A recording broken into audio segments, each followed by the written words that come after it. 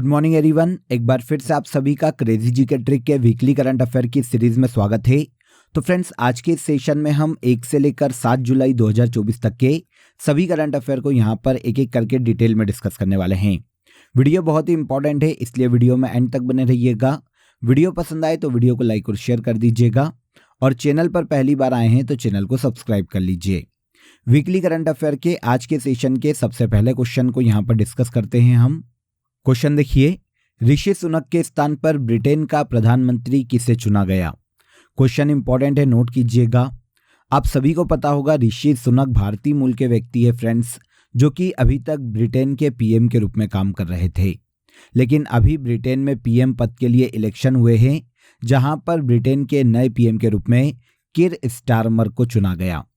Answer C यहां पर correct हो जाएगा।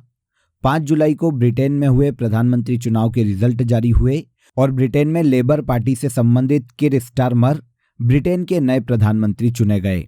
ऋषि सुनक की बात करें तो ये ब्रिटेन में कंजर्वेटिव पार्टी से संबंधित हैं और कंजर्वेटिव पार्टी के मेंबर हैं। हाल ही में ये इलेक्शन में हार गए और ब्रिटेन के नए पीएम बने हैं कीर स्टारमर। आंसर सी करेक्ट हो जाएगा। सेकेंड क्वेश्चन पर आइए।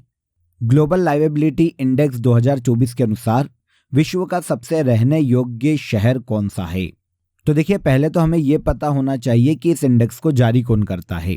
तो इकोनॉमिस्ट इंटेलिजेंस यूनिट हर साल ग्लोबल लाइवेबिलिटी इंडेक्स को जारी करती है। वर्ल्ड में हेल्थ केयर के मामले में, कल्चर के मामले में, इन्वायरमेंट के मामले में, एजुकेशन के मामले में, इंफ्रास्ट्रक्चर के मामले में कौन सा शहर रहने लायक सबसे अच्छा शहर है, इस आधार पर ग्लोबल लाइवेबिलिटी इंडेक्स में रैंक दी जाती है। इकोनॉमिस्ट इंटेलिजेंस यूनिट ने हाल ही में देखिए 2024 के इस इंडेक्स को जारी किया, जिसमें वर्ल्ड का सबसे रहने योग्य शहर घोषित किया गया ऑस्ट्रिया का वीना। आंसर हो जाएगा वीना, ऑस्ट्रिया का शहर है जो कि यूरोप का एक देश है। सेकेंड नंबर पर डेनमार्क के शहर कोपेनहेगन को रखा गया और थर्ड पर स्विट्जरलैंड के ज्यूरिख को इस इंडेक्स में जगह दी गई। यहाँ पर देखिए, इकोनॉमिस्ट इंटेलिजेंस यूनिट की बात करें जो कि इस इंडेक्स को जारी करती है, तो इसकी स्थापना 1946 में की गई थी और इसका हेडक्वार्टर लंदन यूनाइटेड किंगडम में स्थित है। इकोनॉमिस्ट इंटेलिजेंस यूनिट के ग्लोबल लाइवेबिलिटी इंडेक्स 2024 में वर्ल्ड का सबसे रहने योग्य शहर ऑस्ट्रिया का वीना है। ओके, इसके बाद नेक्स्ट क्वेश्चन पर आइए। किस राज्य सरकार ने मुख्यमंत्री माझी लड़की बहन योजना शुरू करने की घोषणा की। तो देखिए, आपको नाम से समझ में आएगा, मराठी वर्ड है। तो मुख्यमंत्री माझी लड़की बहन योजना की शुरुआत की घोषणा की है महाराष्ट्र सरकार ने। वर्तमान में देखिए, महाराष्ट्र के उप मुख्यमंत्री के पद पर अजित पवार है। अजित पवार ने मुख्यमंत्री माझी लड़की बहन योजना शुरू करने की घोषणा की। इस योजना के तहत महाराष्ट्र राज्य में 21 से लेकर 60 वर्ष की आयु की जितनी भी महिलाएं हैं, उन सभी को 1500 रुपये हर मंथ प्रदान किए जाएंगे आर्थिक सहायता के रूप में। इस तरह से ये राशि हर साल हो जाती है 18,000 रुपये। तो 21 से लेकर 60 वर्ष की आयु की महिलाओं को 1500 रुपये मासिक प्रदान किया जाना मुख्यमंत्री माझी लड़की बहन योजना का मुख्य उद्देश्य है। किस राज्य ने इसे शुरू करने की घोषणा की, तो यह राज्य है महाराष्ट्र। महिलाओं को आर्थिक सहायता प्रदान करना, आर्थिक सहायता के माध्यम से उन्हें सशक्त बनाना इस योजना को लागू किए जाने का मुख्य उद्देश्य है। T20 वर्ल्ड कप 2024 में मैन ऑफ द सीरीज का खिताब किसे दिया गया। तो आप सभी को पता होगा कि T20 वर्ल्ड कप 2024 में देखिए इंडिया ने जीता है फाइनल में दक्षिण अफ्रीका को हराकर। ये जो वर्ल्ड कप है ये खेला गया था अमेरिका और वेस्ट इंडीज में संयुक्त रूप से। अब यहाँ पर देखिए, इस सीरीज में मैन ऑफ द सीरीज का जो खिताब है वो भारतीय बॉलर जसप्रीत बुमराह को दिया गया। T20 वर्ल्ड कप 2024 का ये 9वां संस्करण था। दक्षिण अफ्रीका और भारत के मध्य में फाइनल खेला गया। भारत ने दूसरी बार T20 वर्ल्ड कप को अपने नाम किया। सबसे पहली बार 2007 में जब ये वर्ल्ड कप शुरू किया गया था, तो पहला खिताब भी इंडिया ने ही अपने नाम किया था। इस 2024 के T20 वर्ल्ड कप में man of the series Jasprit Bumrah बने और man of the match final में घोषित किए गए विराट कोहली। 2024 में वर्ल्ड कप खेला गया है अमेरिका और वेस्ट इंडीज में। अब अगला वर्ल्ड कप 2026 में भारत और श्रीलंका में संयुक्त रूप से खेला जाएगा। मैन ऑफ द सीरीज से हमारा क्वेश्चन है, तो ये कौन है, जसप्रीत बुमराह। देखिए फ्रेंड्स, आप सभी के लिए आज के ऑफर ऑफ द डे में ल्यूसेंट स्टैटिक जीके का कोर्स अवेलेबल है, जहां पर आपको प्रिंटेबल पीडीएफ मिलेगी। इसके अलावा वीडियो लेक्चर्स आपके लिए अवेलेबल है और साथ ही साथ ल्यूसेंट स्टैटिक जीके के लिए आपके प्रैक्टिस सेट भी आपको कोर्स में ही मिल जाएंगे। देखिए, ल्यूसेंट के अलावा काफ़ी सारी एडिशनल इन्फॉर्मेशन हमने यहाँ पर ऐड ऑन की है, जो कि आपको एग्ज़ाम में पूछी जा सकती है और सारी इन्फॉर्मेशन आपकी एग्ज़ाम रिलेवेंट है। काफ़ी नॉमिनल चार्जेस है आपके लिए आज के ऑफर ऑफ द डे में। लिंक आपको डिस्क्रिप्शन में दी गई है, आप वहाँ से ईजिली इसे बाय कर सकते हैं। इसके अलावा देखिए, आप सभी के लिए रूट एप्लीकेशन पर करंट अफेयर का ईयरली पैकेज अवेलेबल है 2024 के लिए, जहां पर आपको मंथली ई बुक अवेलेबल होगी करंट अफेयर की 2024 के हर मंथ की एंड तक, और मंथली पीडीएफ अवेलेबल होगी और मंथली क्विज भी आपको 2024 दिसंबर तक की यहां पर टाइम टू टाइम अवेलेबल होती रहेगी। ये सिंगल पैकेज है फ्रेंड्स। पहले इंडिविजुअली इनकी जो टोटल कॉस्ट थी वो 1000 रुपीज़ थी, लेकिन आप सभी के लिए, सभी स्टूडेंट इसे ज्वाइन कर सके, लाभ ले सके अधिक से अधिक, इसीलिए इनको बहुत ही नॉमिनल चार्जेस में पैकेज के रूप में आपको दिया जा रहा है, ओनली 149 रुपीज़ में। तो नॉमिनल चार्जेस है, इसकी भी लिंक आपके लिए डिस्क्रिप्शन में है, आप इसे भी जाकर इजीली ज्वाइन कर सकते हैं। इसके अलावा देखिए, क्रेजी जीके ट्रिक एप्लीकेशन से रिलेटेड मैं आपको अपडेट देता हूँ। 7 जुलाई को क्रेजी जीके ट्रिक एप्लीकेशन को अपडेट किया जा रहा है। तो जितने भी ऐसे स्टूडेंट हैं जिन्होंने क्रेजी जीके ट्रिक एप्लीकेशन से इंडिविजुअली पीडीएफ को परचेस कर रखा है, वो सभी अपनी पीडीएफ को डाउनलोड कर लीजिए, क्योंकि हो सकता है 1-2 दिन आपकी पीडीएफ ओपन ना हो। अपडेशन के बाद 1-2 दिन में आपकी पीडीएफ ओपन होने लगेगी, लेकिन अगर आप कंटिन्यू प्रिपरेशन कर रहे हैं, कोई एग्जाम है, तो आप आपकी पीडीएफ को डाउनलोड कर लीजिए। ओके, तो आपको असुविधा ना हो पढ़ने में, इसलिए यहाँ पर मैंने आपको ये अपडेट भी दे दिया। सुजाता सोनिक को किस राज्य की पहली महिला मुख्य सचिव बनाया गया? सुजाता सोनिक महाराष्ट्र राज्य की पहली महिला मुख्य सचिव के रूप में नियुक्त की गई। देखिए, मुख्य सचिव के बारे में आप सभी जानते होंगे। मुख्य सचिव राज्य का सबसे बड़ा प्रशासनिक अधिकारी होता है, जो कि सीएम के नीचे या अंडर में काम करता है। हाल ही में महाराष्ट्र राज्य की पहली महिला मुख्य सचिव सुजाता सोनिक को नियुक्त किया गया। 1 जुलाई को इन्होंने अपना पद संभाला है। ये 1987 बैच की आईएएस अधिकारी है, जिनका महाराष्ट्र के मुख्य सचिव के तौर पर कार्यकाल जून 2025 तक रहेगा। इन्होंने ज्वाइन किया है 1 जुलाई 2024 में और जून 2025 तक ये अपने पद पर रहने वाली है। महाराष्ट्र की पहली महिला मुख्य सचिव सुजाता सोनिक। भारत और किस देश के मध्य 13वां मैत्री युद्ध अभ्यास का आयोजन किया जा रहा है? देखिए, याद रखिएगा कि मैत्री वॉर एक्सरसाइज भारत और थाईलैंड के मध्य में आयोजित की जाती है। इस साल ये 13वां संस्करण है, जिसका आयोजन 1 से लेकर 15 जुलाई तक थाईलैंड के फोर्ट वॉचिरा प्रकन नाम के स्थान पर किया जाएगा। तो भारत और थाईलैंड के मध्य में 13वां मैत्री वॉर एक्सरसाइज का आयोजन किया जा रहा है। सबसे पहली बार मैत्री एक्सरसाइज या मैत्री वॉर एक्सरसाइज की शुरुआत दोनों देशों के मध्य में 2006 में की गई थी।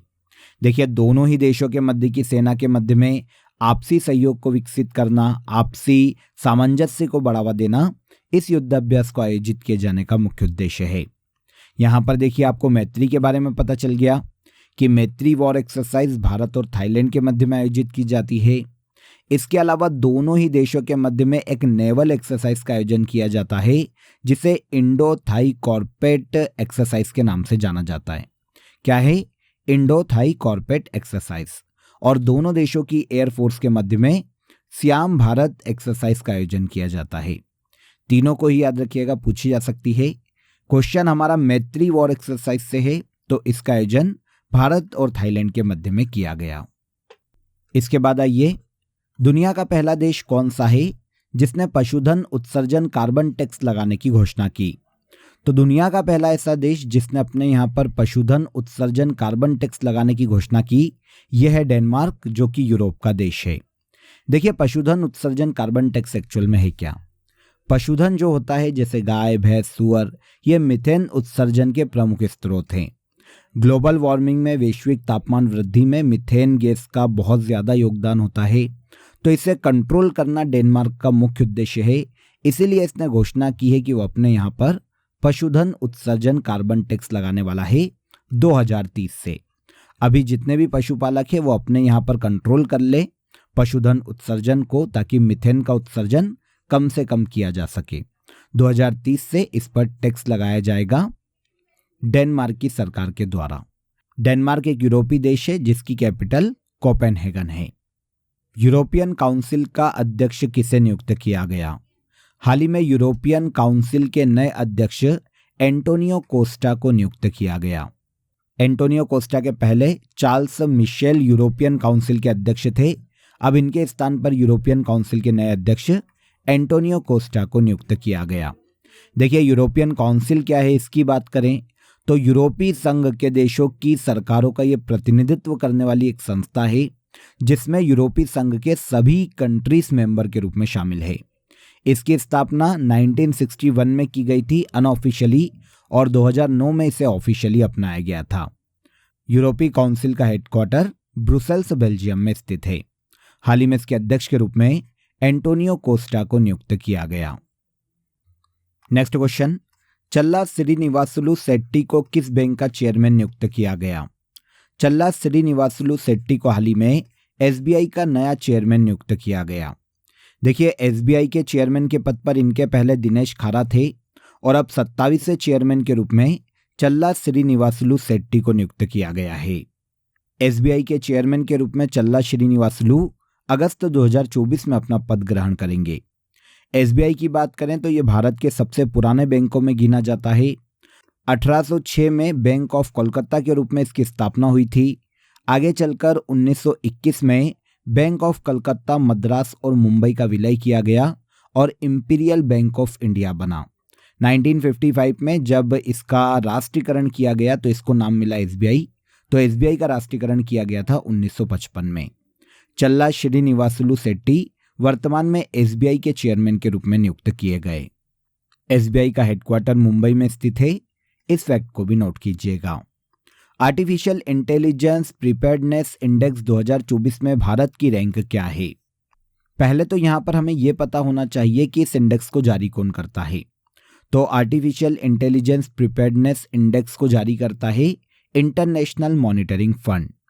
4 अलग अलग इंडिकेटर्स हैं, जैसे digital infrastructure, human capital and labour market policies, innovation, economic integration.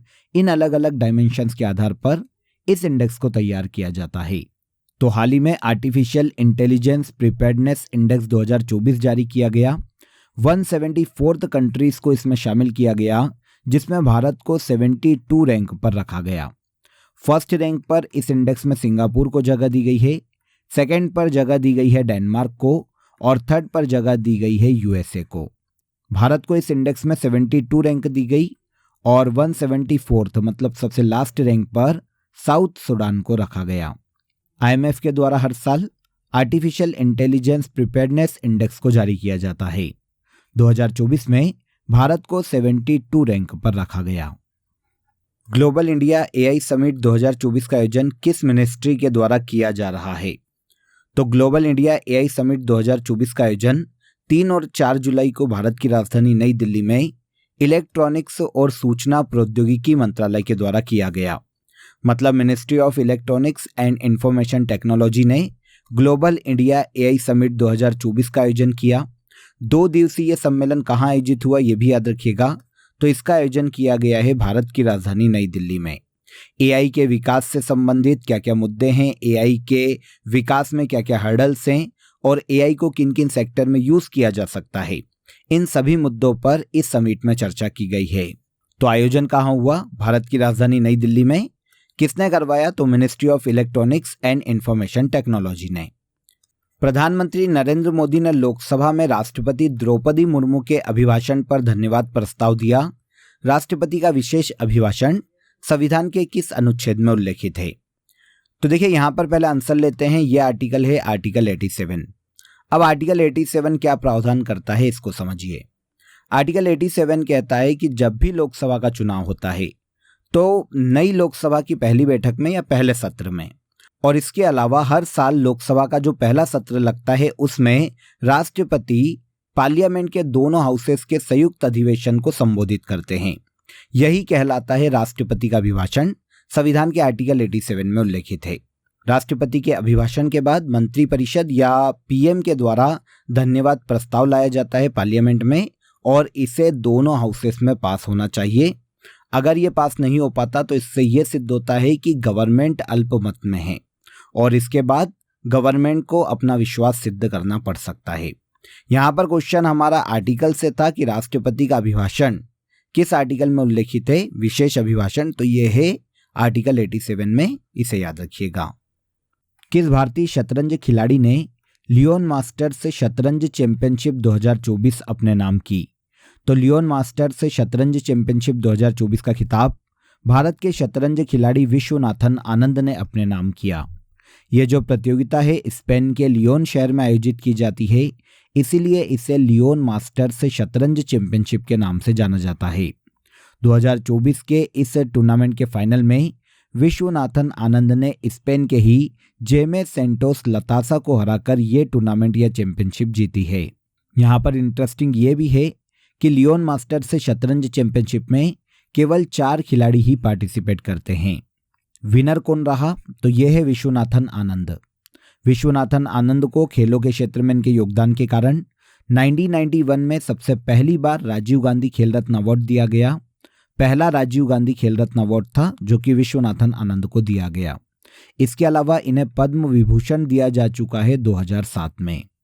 दोनों ही अवार्ड इंपॉर्टेंट है, इन्हें भी याद रखिएगा। भारत के तमिलनाडु राज्य से बिलोंग करते हैं शतरंज खिलाड़ी विश्वनाथन आनंद। एनटीआर भरोसा पेंशन योजना किस राज्य सरकार द्वारा शुरू की गई? एनटीआर भरोसा पेंशन योजना, इसे अनाउंस किया है हाल ही में आंध्र प्रदेश गवर्नमेंट ने।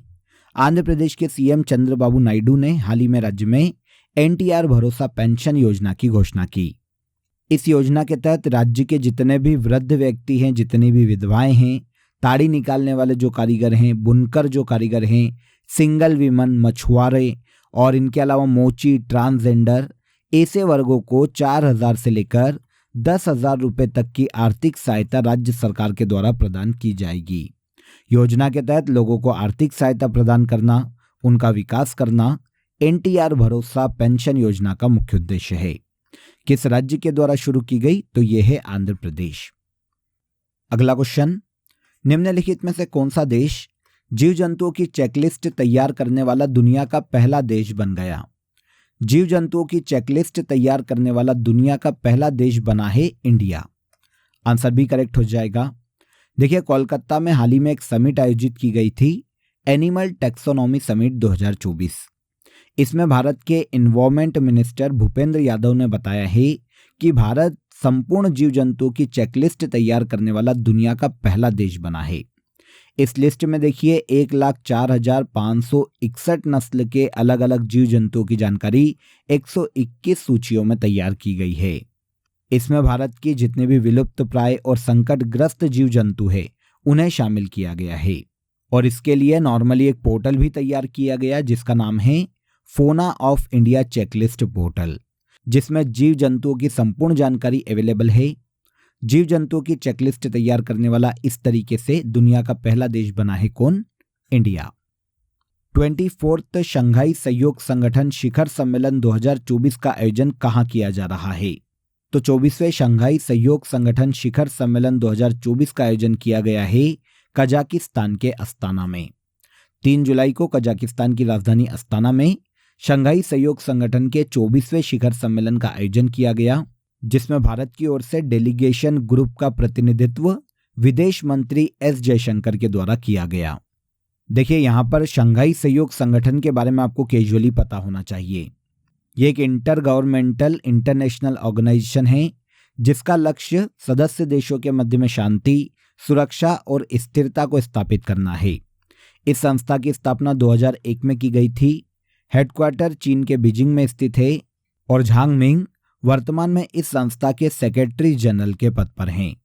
कजाकिस्तान, चीन, किर्गिस्तान, रूस, तजाकिस्तान, उज्बेकिस्तान, इंडिया और पाकिस्तान, ये सभी देश शंघाई सहयोग संगठन के मेंबर हैं। इसका 24वां शिखर सम्मेलन कजाकिस्तान के अस्ताना में जुलाई 2024 में आयोजित किया गया। नेक्स्ट क्वेश्चन, भारत और मंगोलिया के मध्य 16वां नोमैडिक एलिफेंट सैन्य अभ्यास का आयोजन कहाँ किया जा रहा है? पहला फैक्ट तो ये नोट कीजिएगा कि नोमैडिक एलिफेंट युद्धाभ्यास का आयोजन इंडिया और मंगोलिया के मध्य में किया जाता है। 2024 में इसका 16वां संस्करण आयोजित किया जा रहा है मेघालय के उमरोई में। मेघालय के उमरोई में 3 जुलाई से लेकर 16 जुलाई 2024 तक नोमैडिक एलिफेंट युद्धाभ्यास का आयोजन किया जा रहा है। सबसे पहली बार इस मिलिट्री एक्सरसाइज की शुरुआत दोनों देशों के मध्य में 2004 में की गई थी। इस साल ये 16वां संस्करण है 2024 में, आयोजन मेघालय के उमरोई में, और लास्ट ईयर 2023 में इसके 15वें संस्करण का आयोजन मंगोलिया के उलान बटोर में किया गया था। और अब 2024 में आयोजन किया जा रहा है भारत के मेघालय राज्य के उमरोई में। युद्धाभ्यास का नाम है नोमैडिक एलिफेंट, भारत और मंगोलिया के मध्य में आयोजित किया जाता है। डिक स्कॉफ ने किस देश के प्रधानमंत्री के रूप में हाल ही में शपथ ली? तो डिक स्कॉफ हाल ही में नीदरलैंड के नए पीएम के रूप में नियुक्त किए गए। इनके पहले इस पद पर मार्क रूटे थे, जिनके इस पद से हटने के बाद नीदरलैंड के नए पीएम के रूप में डिक स्कॉफ ने शपथ ली है। नीदरलैंड एक यूरोपीय देश है फ्रेंड्स, जिसकी कैपिटल एम्स्टर्डम है और डच यहाँ की ऑफिशियल लैंग्वेज है। नए पीएम कौन बने? Dick scoff. Next important question, Bharat के किस राज्य में शुतुरमुर्ग का विश्व का प्राचीनतम घोंसला खोजा गया? तो शुतुरमुर्ग का विश्व का सबसे प्राचीनतम घोंसला खोजा गया है भारत के आंध्र प्रदेश राज्य में। आंध्र प्रदेश के प्रकाशम जिले में 41,000 साल पुराना ऑस्ट्रिच का विश्व का सबसे पुराना घोंसला खोजा गया, जिसकी टोटल लंबाई देखें तो यह 9 से 10 फीट है। यह घोंसला आंध्र प्रदेश के प्रकाशम जिले में हाल ही में शोधकर्ताओं को प्राप्त हुआ। तो आंसर हो जाएगा आंसर बी। हाल ही में किस संगठन ने भारत की हरित हाइड्रोजन पहल का समर्थन करने के लिए $1.5 बिलियन के ऋण को प्रदान करने की मंजूरी दी? तो यह संस्थान है वर्ल्ड बैंक। हाल ही में वर्ल्ड बैंक ने हरित हाइड्रोजन इनिशिएटिव, जो कि भारत सरकार की योजना है, इसका समर्थन करने के लिए $1.5 बिलियन के ऋण को मंजूरी दी है। वैसे यह दूसरी किश्त है फ्रेंड्स। पहली किश्त मार्च 2024 में वर्ल्ड बैंक ने भारत को प्रदान की थी और अब इसकी दूसरी किश्त को $1.5 बिलियन के ऋण को हाल ही में वर्ल्ड बैंक के द्वारा मंजूरी प्रदान की गई। भारत में ग्रीन हाइड्रोजन, इलेक्ट्रोलाइजर और रिन्यूएबल एनर्जी को बढ़ावा देने के लिए वर्ल्ड बैंक के द्वारा यह इनिशिएट लिया गया है। तो $1.5 बिलियन का आर्थिक सहायता या ऋण किसने प्रदान किया इंडिया को? वर्ल्ड बैंक ने। निम्नलिखित में से कौन सा विश्व का सबसे बड़ा अंतर्राष्ट्रीय समुद्री अभ्यास है? वर्ल्ड का सबसे बड़ा इंटरनेशनल मैरीटाइम एक्सरसाइज है रिम ऑफ द पैसिफिक। हाल ही में देखिए इसका आयोजन हवाई द्वीप पर किया गया है प्रशांत महासागर में। 27 जून से लेकर 7 जुलाई 2024 तक इसका आयोजन पैसिफिक ओशियन के हवाई द्वीप पर किया गया। 2024 में इस अंतर्राष्ट्रीय समुद्री अभ्यास का नेतृत्व अमेरिकी नौसेना के द्वारा किया गया, जिसमें टोटल 29 कंट्रीज की जो नेवी है उन्होंने पार्टिसिपेट किया है। भारत की ओर से INS शिवालिक को भाग लेने के लिए भेजा गया था रिम ऑफ द पैसिफिक अंतर्राष्ट्रीय समुद्री अभ्यास में, जो कि वर्ल्ड का सबसे बड़ा अंतर्राष्ट्रीय समुद्री अभ्यास है। आयोजन प्रशांत महासागर के हवाई द्वीप पर 2024 में किया गया। हाल ही में IUCN ने हाथी की किस प्रजाति को IUCN रेड लिस्ट में इंडेंजर्ड के रूप में वर्गीकृत किया? तो IUCN, जिसे international union of conservation nature and natural resource के नाम से जाना जाता है, इसकी रेड डेटा लिस्ट में हाल ही में इंडेंजर्ड की श्रेणी में बोर्नियो हाथी को रखा गया है। बोर्नियो हाथी बोर्नियो द्वीप पर पाए जाते हैं, जिन पर इंडोनेशिया, मलेशिया और ब्रुनेई का संयुक्त रूप से अधिकार है। बोर्नियो द्वीप पर पाम ऑयल के वृक्षों के वृक्षारोपण के कारण इनका जो अधिवास है वो खत्म होता जा रहा है, जिसके कारण IUCN की रेड लिस्ट में इन्हें इंडेंजर्ड की श्रेणी में सम्मिलित किया गया। तो बोर्नियो हाथी कहाँ पाए जाते हैं? बोर्नियो द्वीप पर, जो कि इंडोनेशिया, मलेशिया और ब्रुनेई का द्वीप है। चर्चा में रहा अहोम मोइदम किस राज्य में स्थित है? अहोम मोइदम भारत के असम राज्य में स्थित है। अभी सुर्खियों में क्यों है? तो देखिए इंडियन गवर्नमेंट ने अहोम मोइदम को यूनेस्को वर्ल्ड हेरिटेज साइट का दर्जा देने की सिफारिश की है। एक्चुअल में देखिए पूर्वोत्तर भारत के असम राज्य में अहोम साम्राज्य का कभी शासन रहा है 12वीं-13वीं शताब्दी में। यहाँ पर इस साम्राज्य के द्वारा ऊंचे ऊंचे टीलों का निर्माण किया गया, जो कि सामान्यतः कब्रिस्तान के रूप में यूज किए जाते थे। अहोम साम्राज्य के जो शाही परिवार के लोग हैं उनको दफनाने के लिए इन टीलों का यूज किया जाता था। ये असम के पिरामिड कहलाते हैं। अहोम मोइदम के नाम से इन्हें असम में जाना जाता है। तो किस राज्य से संबंधित है? तो ये असम राज्य से संबंधित है। प्लास्टिक पुनर्चक्रण और स्थिरता पर वैश्विक सम्मेलन का आयोजन कहाँ किया जा रहा है? प्लास्टिक पुनर्चक्रण और स्थिरता पर वैश्विक सम्मेलन का आयोजन भारत की राजधानी नई दिल्ली के भारत मंडपम में किया जा रहा है। प्लास्टिक पुनर्चक्रण और स्थिरता पर वैश्विक सम्मेलन का आयोजन कहाँ किया जा रहा है?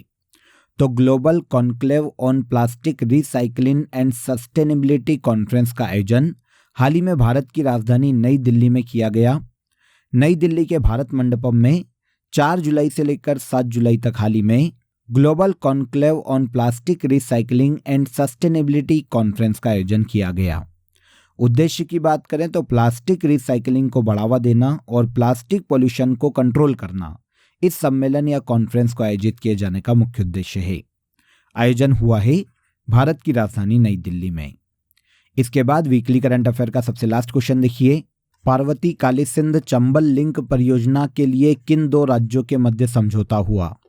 तो हाल ही में देखिए पार्वती कालीसिंध और चंबल लिंक परियोजना के लिए मध्य प्रदेश और राजस्थान के मध्य में एक समझौता हुआ है। क्योंकि ये तीनों ही नदियों का अगर हम बहाव क्षेत्र देखते हैं तो ये मध्य प्रदेश और राजस्थान में देखने को मिलता है। मध्य प्रदेश के सीएम मोहन यादव और राजस्थान के सीएम भजन लाल शर्मा की उपस्थिति में हाल ही में दोनों राज्यों के मध्य समझौते पर हस्ताक्षर किए गए। ये तीनों ही नदियां गंगा नदी तंत्र की नदियां हैं। इसमें से चंबल यूपी के इटावा में यमुना नदी से जाकर मिलती है और पार्वती और कालीसिंध राजस्थान में चंबल नदी से जाकर मिलती है। बहाव क्षेत्र इन तीनों नदियों का स्पेशली मध्य प्रदेश और राजस्थान में देखने को मिलता है। इसीलिए पार्वती कालीसिंध और चंबल नदी के पानी को लेकर मध्य प्रदेश और राजस्थान के मध्य में समझौता हुआ है। क्लियर? तो यहाँ पर देखिए हमने वीकली करंट अफेयर को डिटेल में डिस्कस कर लिया। जितने भी क्वेश्चन यहाँ पर हमने डिस्कस किए हैं वो सभी बहुत ही इंपॉर्टेंट थे। आई होप आपको इजीली समझ में आ गए होंगे। आपको वीडियो पसंद आया हो तो वीडियो को लाइक और शेयर कर दीजिए, चैनल को सब्सक्राइब कर लीजिए। फिर मुलाकात करेंगे नेक्स्ट वीडियो में। तब तक अपना ख्याल रखिए। जय हिंद, जय भारत।